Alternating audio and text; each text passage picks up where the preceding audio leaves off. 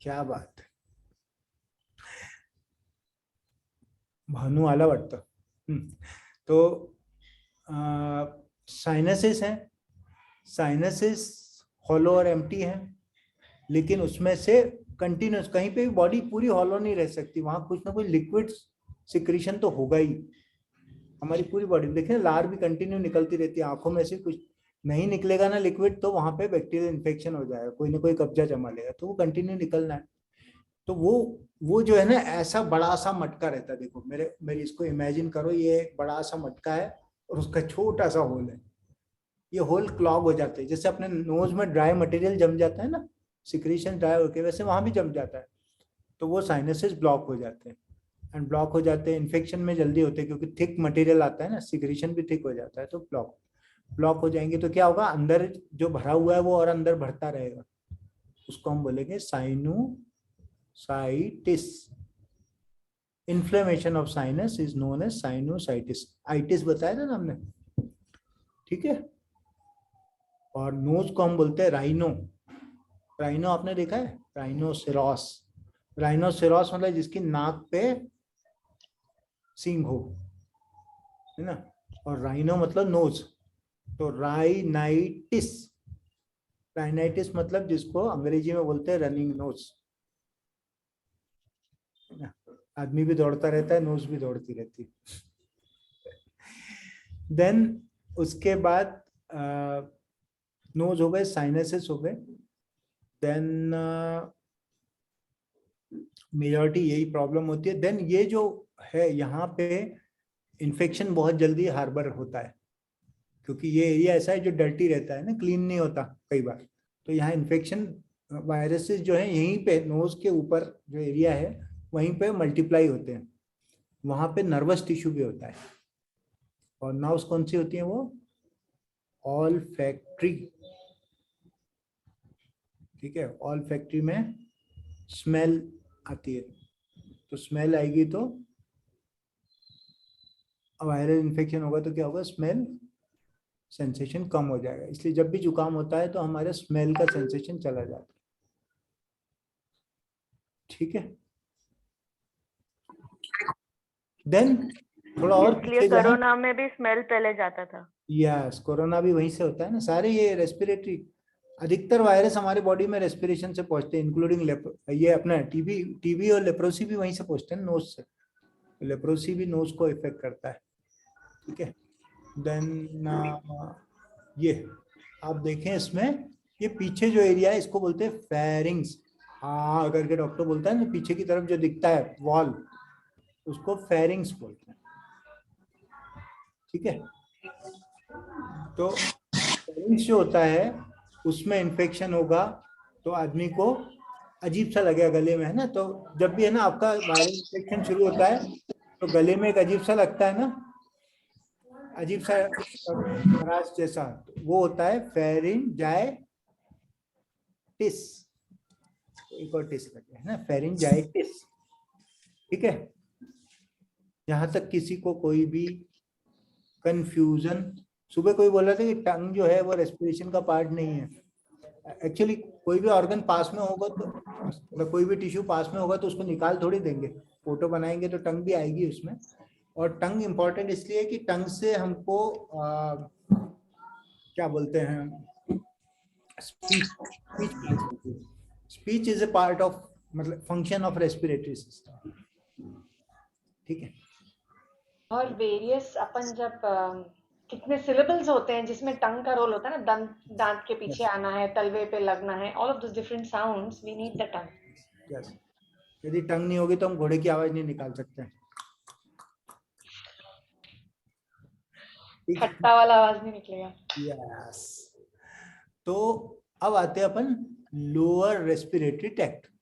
तो lower respiratory sir tract, one question, हाँ बोलिए. ये जो नोज का बोन ग्रोथ और ये जो होता है ये भी रेस्पिरेटरी रिलेटेड ही है, या something growth in the nose और साइनस वो मतलब पैसेज में होता सिस्टम तो वही है, डिपार्टमेंट अलग है, ऑर्थोपेडिक डिपार्टमेंट है. नोज में स्पर होते हैं, वो ईएनटी वाले ही डील करते हैं. है? Okay okay. देन अब आते हैं हम लोअर रेस्पिरेटरी ट्रैक्ट। तो लोअर रेस्पिरेटरी ट्रैक्ट कहाँ से शुरू होता है? लैरिंग्स से शुरू होता है ना, और लंग्स एल्वेलाई तक जाता है। ठीक है, तो लैरिंग्स क्या होता है? लैरिंग्स वॉइस बॉक्स भी बोलते हैं। यहाँ बाहर इसका जो है कार्टिलेज होता है, थायराइड कार्टिलेज, वो वहाँ बाहर दिखता है अपने को, एडम सेप्टल है ना। यंग बच्चे होते हैं ना जो 18-19 साल के, उनका बड़ा प्रोमिनेंट दिखता है हार्मोनल इसमें।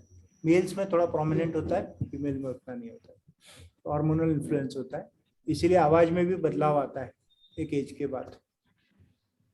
ठीक है, और लेरिंग्स में जो है वो होता है वोकल कॉर्ड। ठीक है, लेरिंग्स का जो ऊपर का एरिया होता है ना ऐसा, उसको ग्लॉटिस बोलते हैं, है ना। एंड उसके ऊपर जो ढक्कन होता है उसको बोलते हैं इपीग्लॉटिस। ग्लॉटिस के ऊपर इपीग्लॉटिस। ठीक है, अब लेरिंग्स में होते हैं vocal cords. Vocal cords thin membrane होती हैं, जैसी फड़फड़ाती रहती है, मूवमेंट करती रहती है। हम जब बोलते हैं ना तो उसके साथ उसका कंटिन्यूस मूवमेंट होता है और उसी से आवाज निकलती है। बहुत थिन मेम्ब्रेन्स होती है। देन लेरिंग्स से नीचे ट्रेकिया शुरू हो जाती है। ट्रेकिया में सी शेपेड कार्टिलेज होते हैं जो पीछे से ओपन होती है। आगे से कार्टिलेज होते हैं कि आगे प्रोटेक्ट करना है उसको, पीछे ओपन होता है। सी क्यों बनाते हैं? Why not ring, complete ring?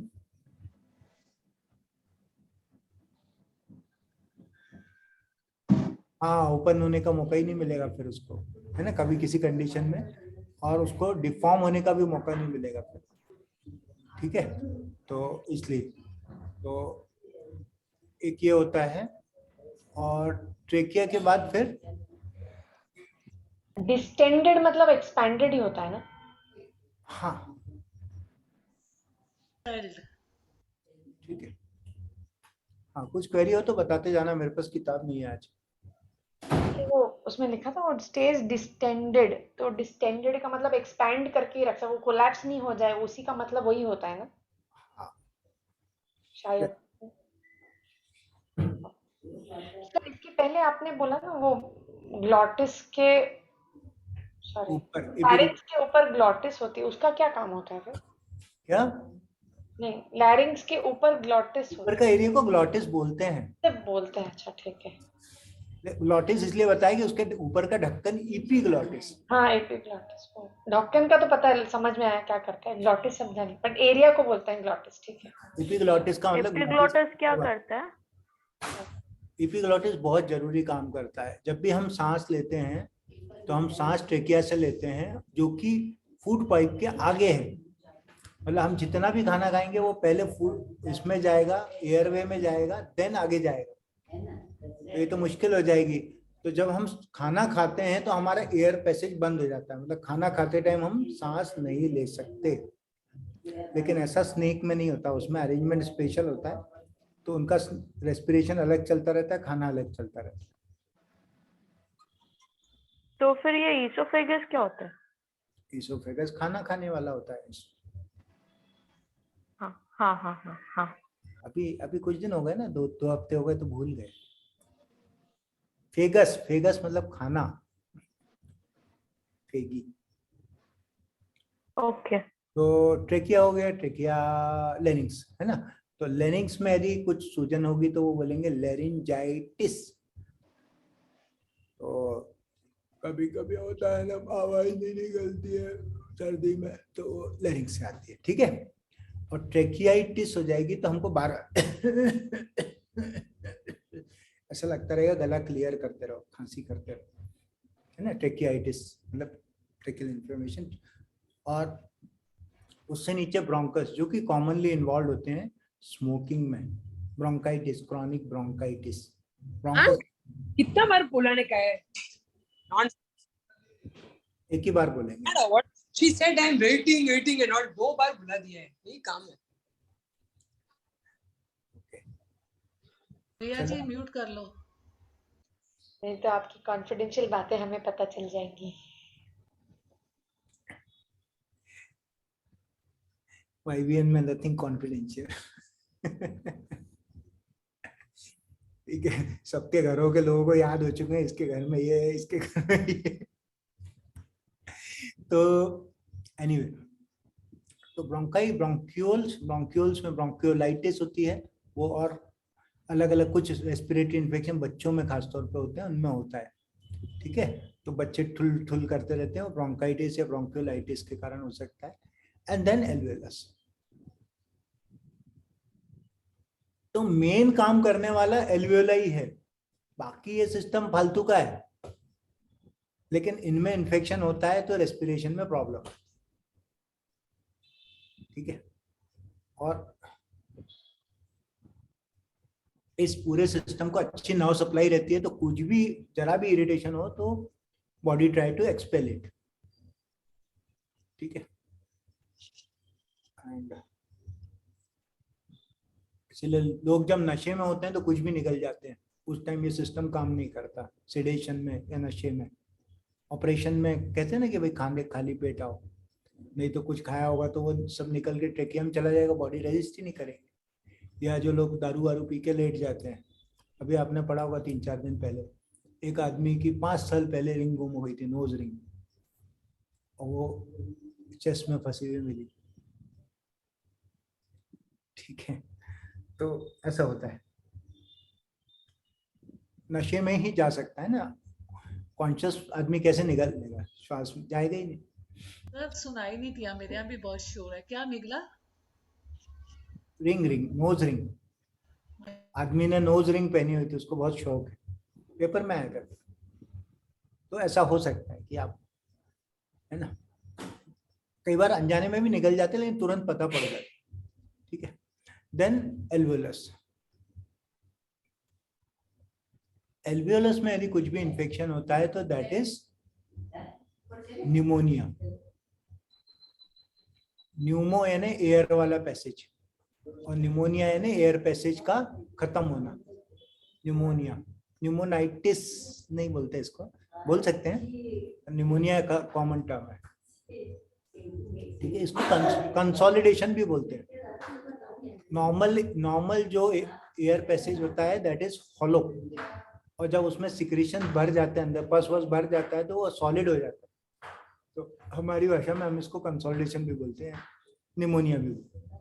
ठीक है, अभी आपने कोविड निमोनिया खूब सुना होगा, कोविड में बहुत लोगों को निमोनिया हुआ था, उसी से लोगों की जान गई थी। तो जब निमोनिया होगा तो क्या होगा? एल्वेलाई काम करना बंद कर देंगे, तो क्या होगा? लिक्विड ऑक्सीजन में कन्वर्ट नहीं होगा, ऑक्सीजन जाएगी नहीं ना, पहुंचेगी नहीं वहां पे। वहां पहुंचने के पहले ही लिक्विड फंस गया है सर, ब्लॉक हो गया, तो वो आएगी नहीं ना, टच में ही नहीं आएगी। टच में नहीं आया। ठीक और है, ये लिक्विड इज दैट इन्फेक्शन क्या, जो हाँ, जो गंदगी जमा हो रही है, पस होता है ना जैसे सब, वैसे वहां भी पस हो जाता है, निकलता भी है ना, हमारे स्पूटम निकलता है वाइट वाइट, और कैसा तो भी, दैट इज ऑल पस ना, इन्फेक्शन ही तो है। जो सर्दी में निकलता है फेल्म, दैट इज आल्सो पस। हाँ, फ्लेम बोलते हैं जो सर्दी में हाँ, निकलता है, वो भी पस होता है ना, एक तरीके का पस ही है वो। ठीक है, पर वो ऊपर से निकल रहा है, वो अंदर नहीं गया है। यदि ऊपर कहीं भी है तो कोई दिक्कत नहीं आएगी, ट्रेकिया में, ब्रोंकस में, ब्रोंक्यूल में तो इतनी दिक्कत नहीं आएगी। पर यदि एल्वेलाई ब्लॉक हो गए, वहां तो डायरेक्ट वो होना है ना, आपकी जो सीमाएं हैं जहाँ पे वीजा लगता है वहीं पे गड़बड़ है, तो आदमी एक देश से दूसरे देश में कैसे जाएगा? ठीक है, ऑक्सीजन को पर्टिकुलरली ट्रेवल करने में दिक्कत होती है, कार्बन डाइऑक्साइड तो कर लेते हैं। अब इसके अलावा भी कई और डिसीज होती है, जैसे COPD, chronic obstructive pulmonary disease. मतलब जब लंबे टाइम कोई आदमी पॉल्यूटेड एनवायरनमेंट में रहता है या सिगरेट पीता है तो उसके जो ब्रोंकाई वगैरह ब्लॉक रहते हैं, धीरे धीरे उसके एल्वेलाई फूलते चले जाते हैं, बहुत ज्यादा फूल जाते हैं, इतना फूल जाते हैं कि वहां ब्लड तो रहता ही नहीं है कनेक्शन में। ठीक है, कॉन्स्टेंटली लंग हाइपर इन्फ्लेटेड रहते हैं, तो ऑक्सीजन का ट्रेवल नहीं होता, मतलब एक्सचेंज, गैस का एक्सचेंज बहुत प्रॉपरली नहीं होता, उनको एम्फाइसीमा बोलते हैं हम लोग। इसको, और ब्रोंकाइटिस, क्रॉनिक ब्रोंकाइटिस, ये दोनों COPD कहलाते हैं, COPD या COAD। उसके अलावा कोई डिसीज होती है जिसको इंटरस्टिशियल लंग डिसीज बोलते हैं, है ना। जैसे इससे होता है आपके अननोन कॉजेज से भी होता है, और कई बार एनवायरमेंटल एक्सपोजर जैसे सिलिका हो गया या दूसरी चीजों के एक्सपोजर से भी होता है। देन लंग्स में ट्यूबरकुलोसिस हो सकता है। ट्यूबरकुलोसिस का प्रेडिलेक्शन, ट्यूबरकुलोसिस जो होता है ना, उसका बैक्टीरिया उसको ऑक्सीजन पसंद है, तो वो अपर एपेक्स वाला एरिया जो होता है ना, वहां जाके बैठना पसंद करता है। तो ट्यूबरकुलोसिस यूजुअली यहाँ पे होता है अपर एरिया में, एपेक्स ऑफ द लंग, लेकिन कहीं भी हो सकता है, ऐसा कुछ वो नहीं है। देन लंग में एब्सिसेस हो सकते हैं, बड़े बड़े एब्सिस मतलब पस कलेक्शन बड़े बड़े, एंड ट्यूमर हो सकते हैं, कैंसर्स हो सकते हैं। मोस्टली स्मोकर्स में ही होते हैं, लेकिन जैसा कि सर ने बताया था कि अभी नॉन स्मोकर में भी ये इंसिडेंस बढ़ने लगे हैं। स्मोकर्स में क्यों होते हैं? क्योंकि उनके ब्रोंकाइस पहले से ही फिल्ड है, तार जम गई है उधर, तो ऑक्सीजन तो मिल नहीं रहा। हाँ, शायद इसकी वजह से वो इन्फेक्टेड ज्यादा होते हैं उधर, इन्फेक्टेड, फिल्टर नहीं हो रहा। कैंसर भी ज्यादा होते हैं वहां पे। और सीलिया जो होते हैं, सीलिया जो झाड़ू लगाने वाले हैं, उनको सिगरेट ने बोल दिया तुम्हें कोई काम करने की जरूरत नहीं है, तो सीलिया फंक्शनल नहीं रहते, तो वो जो निकलना चाहिए सब अंदर से वो नहीं निकलता है, ठीक है। देन कई बार ब्रोंकाई डायलेटेड हो जाती है, जिसको ब्रोंकिएक्टेसिस बोलते हैं, उसमें भी इन्फेक्शन हो जाता है, फिर खूब कफ निकलता रहता है लोग। तो ऐसी बहुत सारी बीमारियां हैं, पर ज्यादा डिस्कस नहीं करेंगे इसके बारे में, ठीक है। लेकिन ये सब प्रॉब्लम्स हो सकती है। जिन लोगों को आर्थराइटिस वगैरह होता है उनको इंटरस्टिशियल लंग डिसीज बहुत कॉमन होती है, ऑटोइम्यून डिसऑर्डर, ठीक है। देन ये तो हो गया लंग्स तक। अब इसके बाहर का भी बहुत इंपॉर्टेंट है, चेस्ट। तो ये जो पूरी चेस्ट की कैविटी जो बना हुआ है, केज, इसको रिब केज बोलते हैं ना। केज क्यों बोलते हैं? चारों तरफ से बंद है, बंद है क्योंकि ये वाइटल ऑर्गन्स को प्रोटेक्ट कर रहा है। कौन कौन से वाइटल ऑर्गन को? हार्ट, लंग्स, लंग और बिग वेसल्स को भी, है ना। तो ये इसमें प्रोटेक्ट करने के लिए बीच में एक हमको हड्डी दी हुई है जिसको बोलते हैं स्टर्नम, है ना। ये स्टर्नम होती है जो हार्ड होती है, एंड देन फिर रिब्स होती है। ऊपर की तरफ ये क्लेविकल्स भी होती हैं, शोल्डर हैं इधर, एंड देन पीछे की तरफ वर्टिब्रल कॉलम दिया हुआ है, ठीक है। तो चारों तरफ से सुरक्षित है ऑलमोस्ट। नीचे डायफ्राम है, ऊपर नेक है। जब हमारी उम्र बढ़ती जाती है या बिकॉज ऑफ हमारे पोस्चर, तो हम क्या करते हैं, हम तो योगी हैं इसलिए ठीक है, हम की बात कर रहा हूँ, मतलब ज्यादातर लोग। अब आप देखिए इसमें लंग का वो कितना कम हो गया वॉल्यूम। ये बैठे हैं और ऐसे बैठे हैं ना, लंग को खुलने के लिए जगह ही कम हो गई। तो कुछ लोगों को परमानेंट ऐसा हो जाता है, कुछ स्पाइन की प्रॉब्लम्स हो जाती हैं, उसके कारण ये काइफोसिस बोलते हैं, कुबड़ापन। तो उसके कारण लंग्स का एरिया कम हो जाता है, ठीक है। दबाव भी आता है अननेसेसरी। और स्कोलियोसिस होता है जिसमें कि टेढ़ी मेढ़ी हो जाती है, ऐसे ऐसे भी देखे आपने, है ना, ऐसे ही दिखता है, उनकी हड्डी टेढ़ी होती है पीछे की, तो स्कोलियोसिस।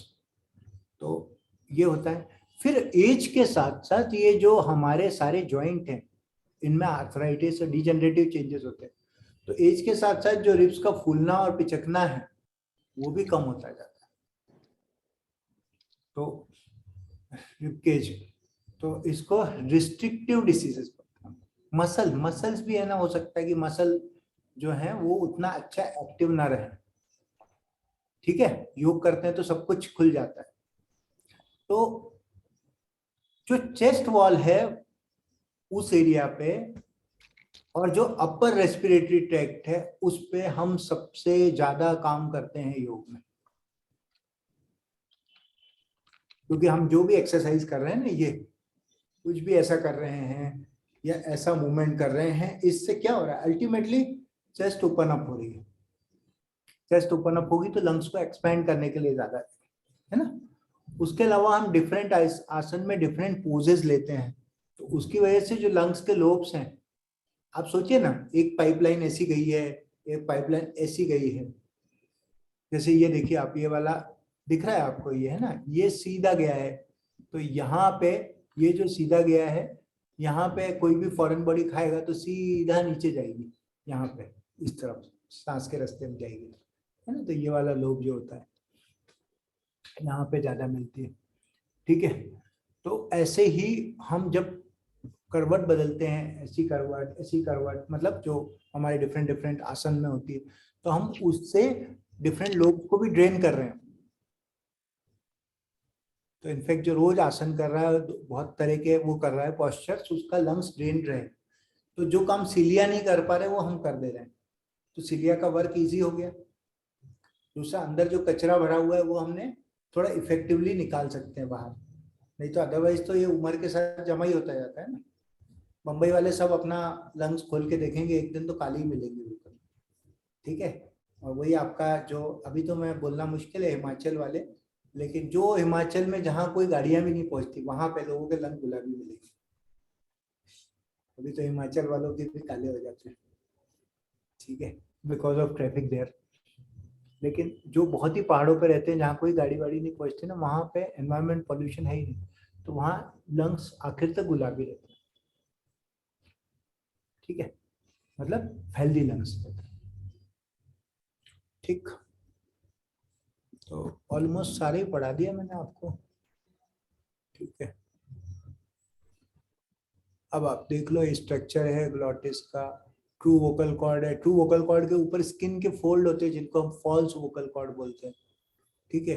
ये सब आपको फोटो वोटो बनाने में आ सकता है, ठीक है। देन ये सब बता दिया मैंने। ट्रेकियोस्टोमी, ट्रेकियोस्टोमी क्या होती है? जब हम, कोई मरीज खुद होके सांस अच्छे से नहीं ले पा रहा, तो वो सांस लेगा तो फटीग हो जाएगी, फटीग हो जाएगी, थक जाएगा, तो फिर ऑक्सीजन का लेवल कम जाने लगेगा, ठीक है, नीला पड़ने लगेगा। तो हम ऐसे व्यक्ति को क्या करते हैं, हम लोग वेंटिलेटर पे डाल देते हैं। वेंटिलेटर में क्या करते हैं, हम थ्रू दीज वोकल कॉर्ड्स एक ट्यूब डाल देते हैं अंदर ट्रेकिया में, एंडोट्रेकियल ट्यूब। पर जब एंडोट्रेकियल ट्यूब लंबे टाइम पड़ी रहती है तो वोकल कॉर्ड पे इफेक्ट आता है, वो फंसे रहते हैं ना वहां पे दोनों तरफ। तो हम ज्यादा लंबा जब एंडोट्रेकियल ट्यूब इंट्यूबेशन करते हैं, तो फिर हम क्या करते हैं, पेशेंट को सलाह देते हैं कि भाई यहाँ से एक इंसिजन लगा के ट्रेकियोस्टोमी डाल, या कोई यहाँ पे ऊपर ट्यूमर है, या इमरजेंसी हो गई, कुछ कॉइन जाके फंस गया, कुछ भी हो गया और सांस ही नहीं ले पा रहा, तो फट से यहाँ पे ट्रेकियोस्टोमी करके कोई भी रास्ता खोल सकता है, कोई भी, मतलब डॉक्टर एक्सपीरियंस बंदा, ठीक है। मूवीज में दिखाते हैं, इंग्लिश मूवीज में दिखाते हैं कुछ कुछ, ठीक है।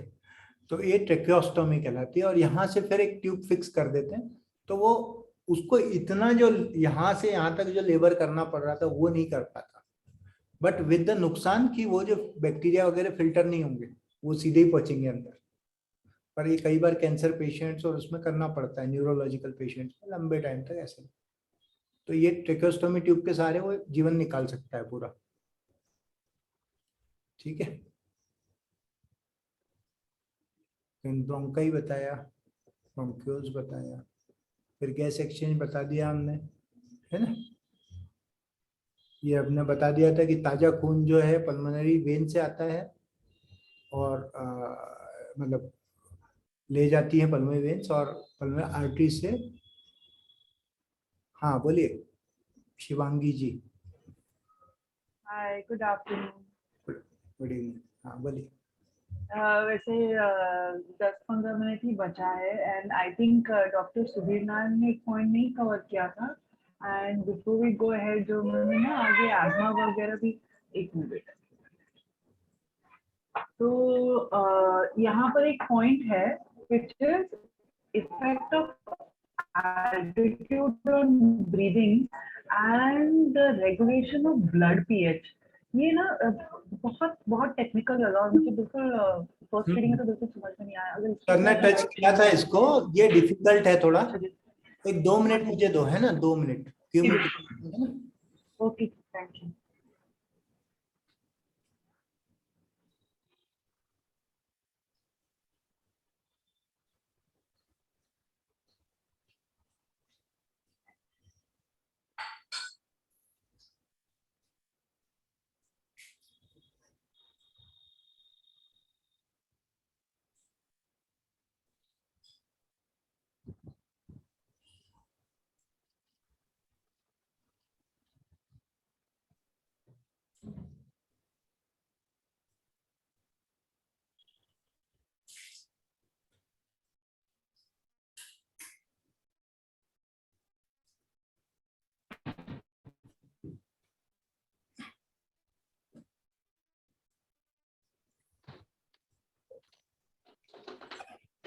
मुंबई में उमस बहुत रहती है ना, तो सपोज कर लो मुंबई में बहुत उमस है और लाइट चली जाए, पंखा भी नहीं हो, एसी भी नहीं हो, तो कैसे काम करेंगे? कहाँ गई शिवांगी, कहाँ चली गई?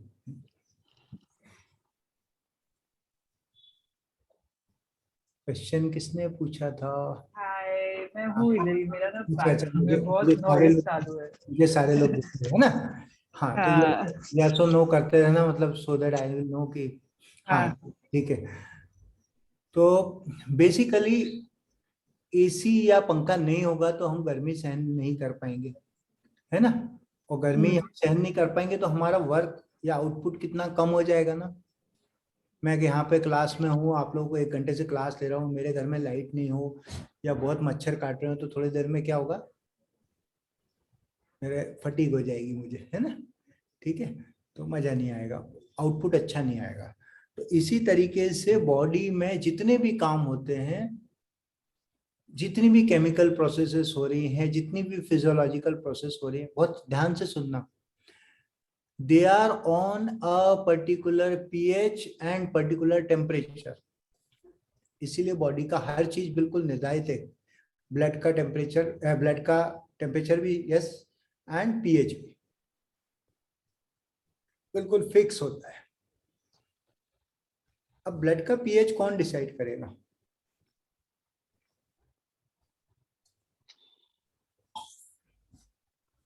क्योंकि ब्लड में तो कंटिन्यूस एक्सचेंजेस चल रहे हैं ना, कुछ आ रहा है, कुछ जा रहा है, कुछ आ रहा है, कुछ जा रहा है, तो कंटिन्यूस। आपने एसी ऐसी जगह लगा रखा है जहां पे दरवाजा खुला हुआ है, तो कंटिन्यूस मूवमेंट हो रहा है। तो दो दो ऑर्गन्स डिसाइड करते हैं कि पीएच कैसे होगा। One is kidney, another is lungs. ठीक है, तो ऐसा समझें कि हमारी बॉडी में जो कार्बन डाइऑक्साइड है, ध्यान से सुनना है, carbon dioxide represent the acid and bicarbonate, जो कि उसका ही प्रोडक्ट होता है H2CO3, है ना, बाइकार्बोनेट HCO3। ठीक है, वो जो है इट रिप्रेजेंट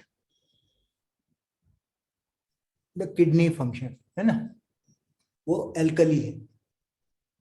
तो क्या होता है कि जब हमारे बॉडी में कोई भी ऐसी प्रोसेस हो रही है कि कुछ तरह के आयंस जो होते हैं उनका चेंज हो गया बॉडी में, सपोज कर लो कि मैंने खूब सारी उल्टी कर दी, ठीक है, कुछ टॉक्सिन आया मेरे बॉडी में, या कोई दवाई ऐसी खा ली और मेरे को खूब सारी उल्टी हो गई। उल्टी हो गई तो क्या निकलेगा उल्टी में? हाइड्रोक्लोरिक एसिड, हाइड्रोजन निकल गया बॉडी से, क्लोराइड और हाइड्रोजन निकल गया। जब हाइड्रोजन इज एसिड, ठीक है, तो हाइड्रोजन जो निकल गया तो मेरी बॉडी में हो जाएगी एल्कलोसिस। ठीक है, बहुत क्रूड समझा रहा हूँ, बहुत डिफिकल्ट है ये समझने में, लेकिन आप समझने की कोशिश करो। मतलब एल्कली बढ़ गए, थोड़े से ही बढ़े, ज्यादा नहीं फर्क पड़ा है, बहुत थोड़े से बढ़े, तो एल्कली बढ़ गए। एल्कली बढ़ने के लिए हमारी बॉडी अपने रेस्पिरेशन को इस तरह से एडजस्ट कर लेती कि थोड़ा सा कार्बन डाइऑक्साइड बढ़ जाती है बॉडी में, एंड देन उसको मैनेज करने की कोशिश करते हैं। अल्टीमेटली इट फॉर्म्स द, वो जो है किडनी के थ्रू फटाफट जो है एल्कली निकल जाते हैं, एंड देन फिर से रिप्लेनिश हो जाता है। तो किडनी वो काम फटाफट कर लेती है। सोचो आपकी किडनी कितनी काम की है, किडनी नहीं हो तो बॉडी में पीएच का तो पता ही नहीं पड़े। ठीक है, तो जब हमारे बॉडी में क्या बोलते हैं, एसिड बढ़ जाते हैं, एसिडोसिस हो जाता है किसी कारण से, तो जैसे डिहाइड्रेशन हो गया हमको, तो उसमें हो जाता है एसिडोसिस, या हमारे बॉडी में डायबिटिक होते हैं उनमें भी एसिड्स बढ़ जाते हैं कुछ तरह के। तो हमारी बॉडी क्या करती है, क्विक रेस्पिरेशन बढ़ा देती है ना। तो जो एल्कलोसिस वाले होते हैं ना, सॉरी एसिडोसिस वाले, खूब तेजी से सांस लेते हैं, तो तेजी से सांस लेने की वजह से क्या होता है, कार्बन डाइऑक्साइड का लेवल कम चला जाता है एंड देन कॉम्पेंसेट कर जाती है बॉडी और टेम्परेरी, ये टेम्परेरी है। फिर बाद में किडनी उसको फटाफट वो करके और मैनेज करती है। नहीं होता मैनेज तो फिर हमको उस डिसीज को कंट्रोल करना पड़ता है या दूसरी चीजें बाहर से देनी पड़ती है। ठीक है, जैसे किडनी पेशेंट्स में एसिडोसिस बहुत कॉमन है। ठीक है, उनका पीएच कम हो जाता है। शिवांगी जी, यस सर। कुछ क्लियर हुआ? थोड़ा बहुत क्लियर हुआ। मुझे समझा कि ये अल्कलिनिटी और एसिडिटी कैसे मैनेज हो रही है और ये सीधा ब्लड में फिल्टर हो रहा है।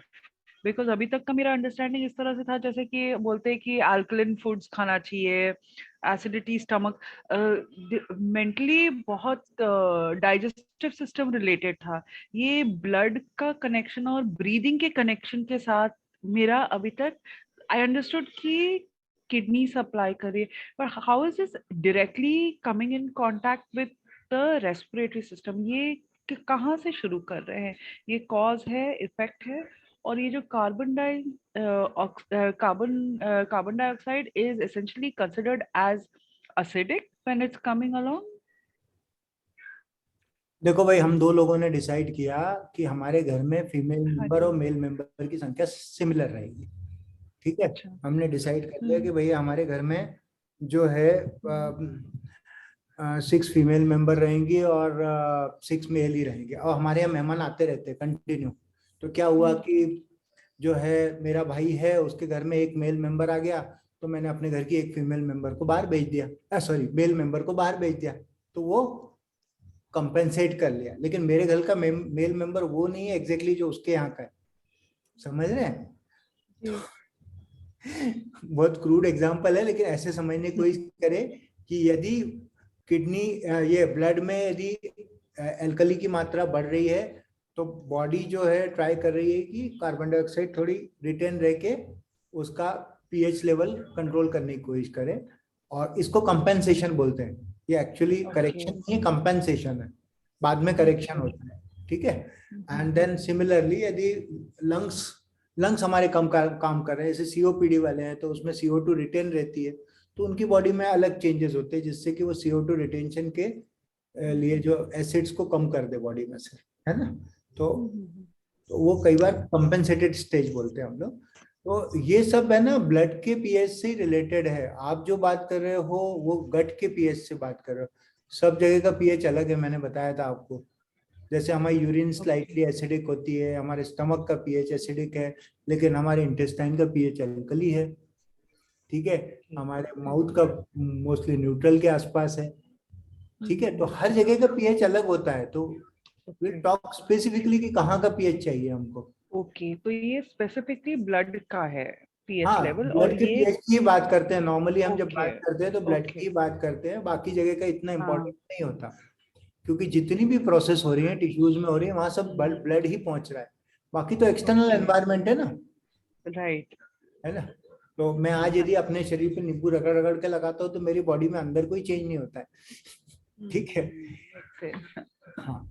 तो ब्लड से ही समझना है ना। वो जो आप एसिडिटी और एल्कलिनिटी की बात करें वो अलग। हाँ, उससे फर्क पड़ता है, उससे फर्क पड़ता है। जैसे सपोज कर लो कि मैं कुछ एंटासिड खा रहा हूँ, उसमें कैल्शियम बहुत है, और साथ में मैंने जो है क्या बोलते हैं,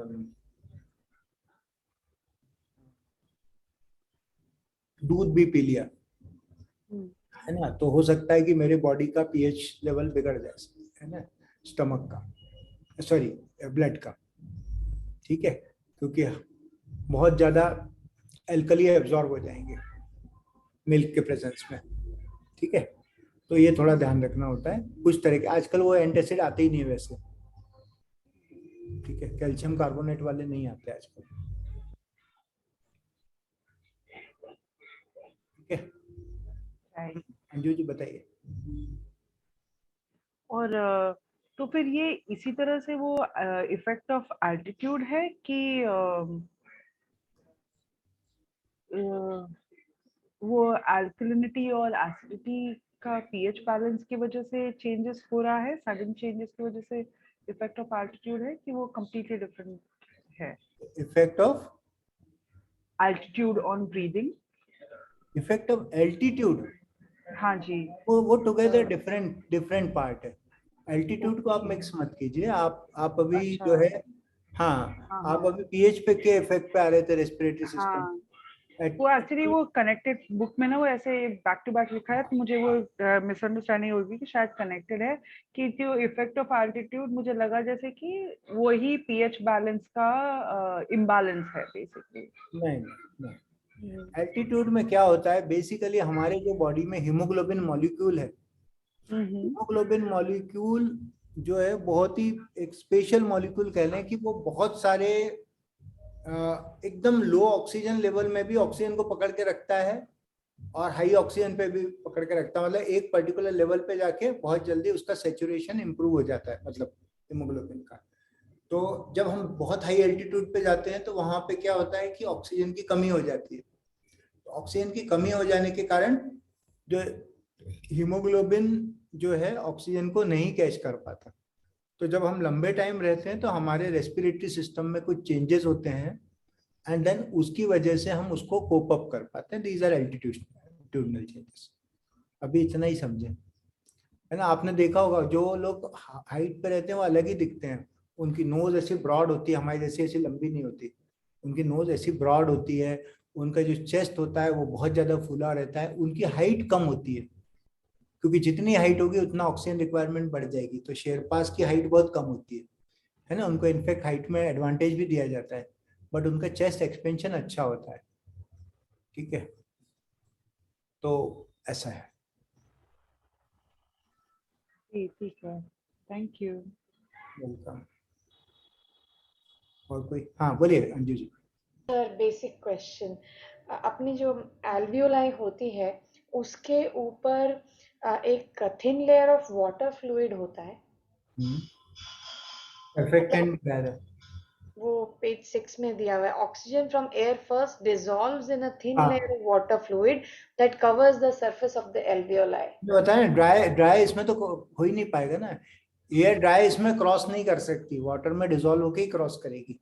अच्छा, मतलब एक तो अपनी एल्वियोलाई हो गई और बाकी जो अपने आर्टरीज का आर्ट्रियोल्स वो सब होते होते वो एल्वियोलाई के आसपास ऐसे पूरी घूमी हुई रहती है ना, दे आर, एंड देन वो वहां से वो डिफ्यूज होती है देखो ऑक्सीजन ये एंड देन एल्वियोलाई को सीधा करो तो एल्वियोलाई में दो सरफेस है ना। बीच में अपन वो समझ लें, एक इधर की सरफेस है जो ऑक्सीजन वाली है, मतलब लंग वाली, इधर वाली ब्लड वेसल की है ना, और ये पूरी मेम्ब्रेन है।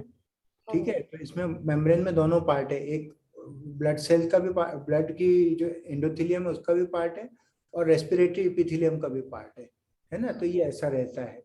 अब इसमें डिफ्यूजन होना है। डिफ्यूजन मतलब कोई गैस लीक करके जाएगी, तो गैस कभी भी बिना वाटर के लीक कर ही नहीं सकती। डिसॉल्व होगी फिर ही लीक करेगी, अच्छा डायरेक्ट नहीं जा सकती। आपने केंचुआ देखा है? केंचुए को जैसे ही पानी नहीं मिलता केंचुआ खत्म हो जाता है, उसको ऑक्सीजन भी नहीं मिलती।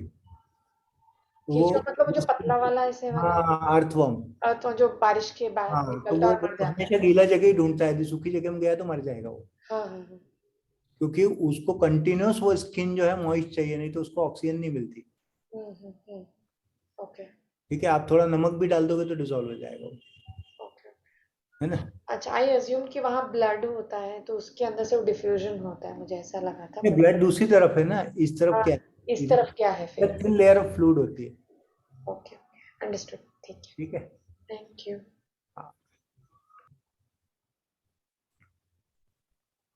Anything else?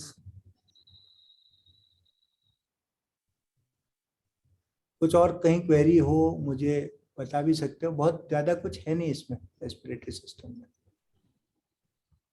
ठीक है,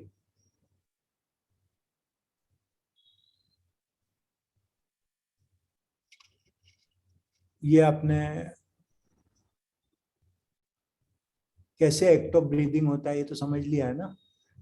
एक तो नॉर्मल ब्रीदिंग जो हो गया वो डायफ्रामेटिक होता है, एब्डोमिनल होता है यूजुअली। फिर चेस्ट की ब्रीदिंग होगी तो ये क्या होगा, जो नॉर्मली जो है ना, जो रिब्स हैं वो ऐसी रहती है, स्लैंटिंग रहती है।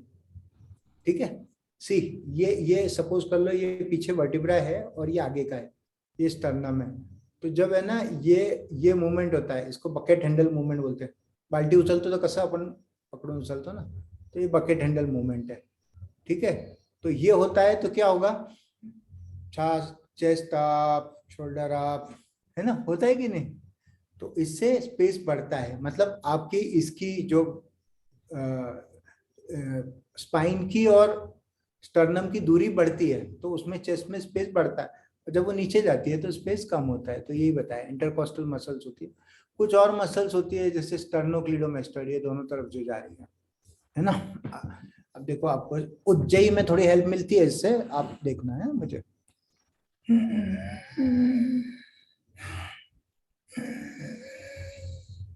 जो लोग रेवर्ड ब्रीदिंग करते हैं, देखो दो मसल कैसी टाइट हो रही है। आप जब वो करते हो मॉक इनहेलेशन करते हो तब भी ये गड्ढा पड़ जाता है ना, ये मॉक इनहेलेशन हो गया, देखो गड्ढा पड़ गया। यदि आपने ये किया है तो मॉक इनहेलेशन सही है, अदरवाइज आपको मॉक इनहेलेशन गड़बड़ है, ठीक है ना। तो ये काम करता है। तो हम जब योग करते हैं ना तो ये सारी मसल्स को हम यूज कर रहे हैं जानबूझ के, जिससे कि जब जरूरत पड़ेगी तो ये काम आएंगी। ऐसा तो होता नहीं कि गाड़ी जो है सालों निकाली नहीं और एक दिन अपने को जाना है तो स्टार्ट करके देखिए आज चल रही है क्या, है कि नहीं। तो इसलिए बाकी ये नर्व्स का पता ही है। फ्रेनिक नर्व का एक और वो होता है, फ्रेनिक नर्व जो डायफ्राम को सप्लाई करते हैं, उसकी कहते हैं ना हिचकी आती है लोगों को, हिचकी इसकी वजह से ही आती है, फ्रेनिक नर्व के इरिटेशन की वजह से ऐसा होता है ना। तो डायफ्राम को मसल कॉन्ट्रैक्ट करती है ऐसे, तो अपने को हिचकी आती है, ठीक है। सर हिचकी के कारण क्या होता है? हिचकी के बहुत सारे कारण होते हैं ऊपर से लेके नीचे तक, लेकिन अच्छा। ज्यादातर एसिडिटी के कारण होती है ज्यादातर, और साइकोलॉजिकल भी होती है। मिर्ची खाई तो होता है। होती है ना, एसिडिटी से हो सकती है। मिर्ची खाई, हार्ट अटैक आ गया तो उसमें केवल हिचकी आ सकती है, ठीक है। किसी किसी को लिवर में एब्सिस हो गया तो हिचकी आ सकती है, ब्रेन में ट्यूमर है तो हिचकी आ सकती है, बहुत सारे कारण है, मल्टीपल, कई बार तो कारण मिलते ही नहीं है, ठीक है। ये पल्मोनरी वेंटिलेशन, वेंटिलेशन बोला है देखो, है ना, इसमें रेस्पिरेशन नहीं बोला है, ठीक है। रेस्पिरेशन होगा, एक्सचेंज को रेस्पिरेशन बोलेंगे, बाकी वेंटिलेशन है, यहाँ से यहाँ तक हवा गई वो वेंटिलेशन है। फिर रेस्पिरेशन होगा, रेस्पिरेशन 3 जगह पे होगा, एक तो एल्वेलाई और ब्लड के बीच में, दूसरा ब्लड और टिश्यू के बीच में, और तीसरा सेल के अंदर, ठीक है। सेल्यूलर रेस्पिरेशन से हमने शुरुआत की थी। ये सब पढ़ लेना, कोई बहुत ज्यादा डिटेल है, मैं यदि ये सब समझाने बैठूंगा तो बोर भी हो जाएंगे आप, ठीक है। और फिर जो नहीं समझ में आता वो ये उन्होंने बताया था, मैं भी एक बार बता चुका हूँ कि बच्चे को लंग्स की जरूरत नहीं होती, बच्चे को माँ से खून मिलता रहता है डायरेक्ट, तो उसका लंग जो है काम नहीं करता, पहली बार जब रोता है तब लंग खुलता है।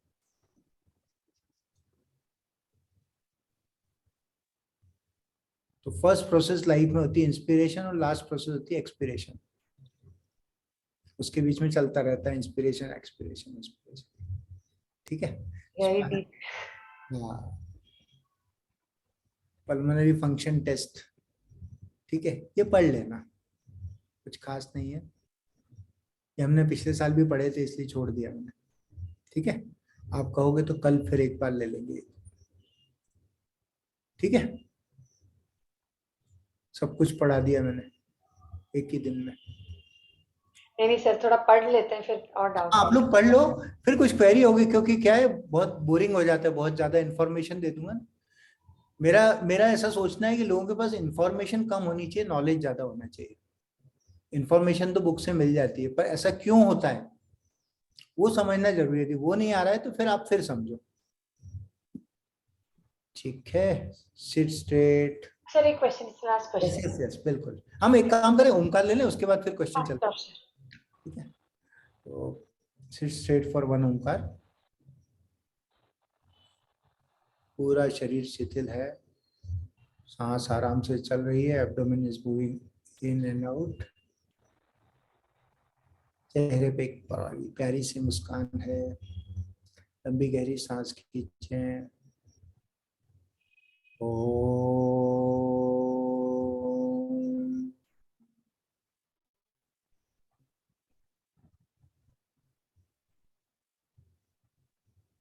Feel the vibration of Omkar. Take your attention to your breathing pattern. Now take attention to your body. Feel stillness, steadiness, and relaxation. Open your eyes. Okay, good night for those who don't want to ask anything or don't want to listen. We'll continue till the last question. बताइए. ये सिर्फ एक ही प्रश्न है sir, मेरे सब सिली रहेंगे. Sir, ये inner lining of respiratory passage है, सिली